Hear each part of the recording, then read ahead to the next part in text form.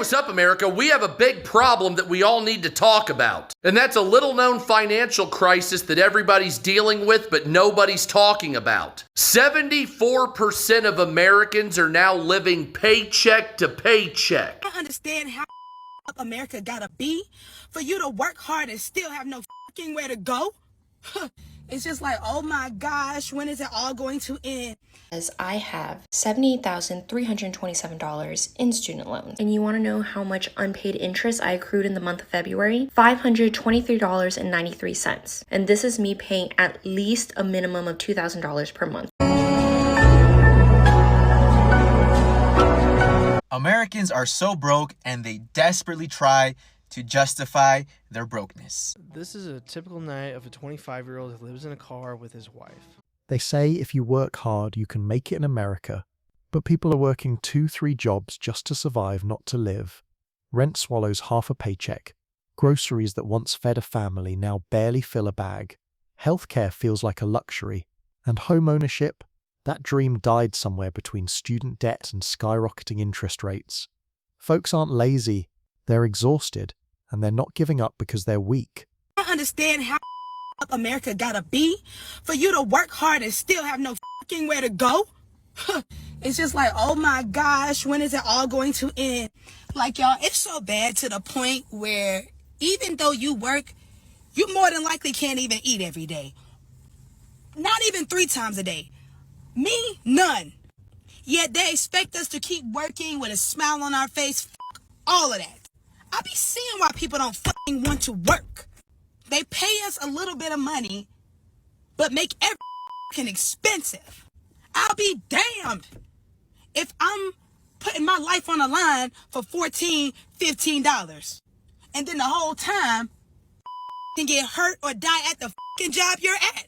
So now, you done fucking wasted your whole life being a hard worker to a company that don't give a fuck about what you got going on. Don't give a fuck that you don't have nowhere to go. Just don't give a good goddamn. And certain people will never understand the frustration. You guys will never understand unless you're going through it.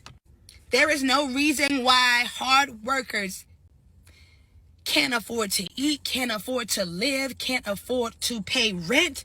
It is so much. Hey, what's up, America? We have a big problem that we all need to talk about. And that's a little-known financial crisis that everybody's dealing with, but nobody's talking about. 74% of Americans are now living paycheck to paycheck. This means that 3/4 of America use all the money they make at their paycheck just to fund their lives with no money left over at the end of it. So 75% of people in the United States get money when they get paid, and it's all gone with their bills, and they have nothing left for savings, recreation, or catching up on previous bills. 75% of people. Before Joe Biden, that number was 48%, jumping to as high as 67% at the end of his presidency, to now ballooning to 3/4 of the entire nation barely getting by. Yes, 75% of the nation is barely getting by and financially struggling. This also comes among a new study that says the rich in the United States are the richest they've ever been,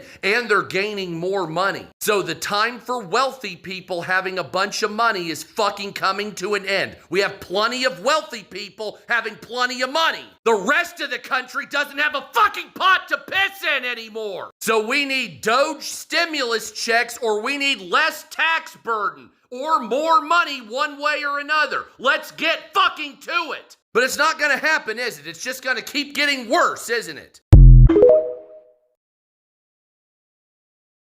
Now you see it everywhere. Quiet resignation, families living out of cars, women juggling caregiving, working and barely breathing. The system keeps demanding more and giving less. But here's the truth no one says aloud. Sometimes walking away from a broken system isn't giving up, it's waking up. Not everyone wants to fight to survive. Some of us want to live, to grow, to rest, to belong. Americans are so broke and they desperately try to justify their brokenness. I always get Americans tell me, but the people in Mexico, they only make $20 a day. You make $25 an hour and you're still broke. Sure, you drive the newest car, but the bank owns it.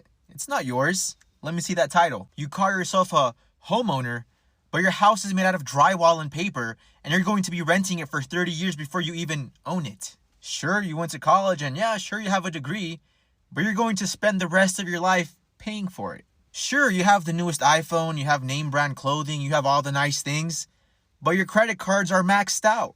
Most of Americans are one paycheck away from being homeless. The United States runs on credit. The United States runs on debt. Americans cannot function without credit. Instead of the United States of America, it should be called the United States of Minimum Payments. But according to Americans, we're the broke ones. But anyways, let me know what you guys think.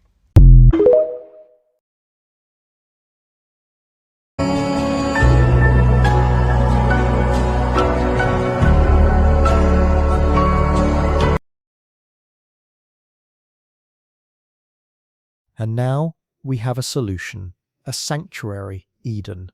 After years of vision and prayer, the land has been found. In just weeks, the gates will open. Eden is a private, self-sufficient haven where women come together to learn, serve, and thrive. Doctors, carpenters, gardeners, security, chefs. Every role is sacred. Every woman has a place. From healing the land to healing each other, Eden is more than a community. It's a kingdom in action.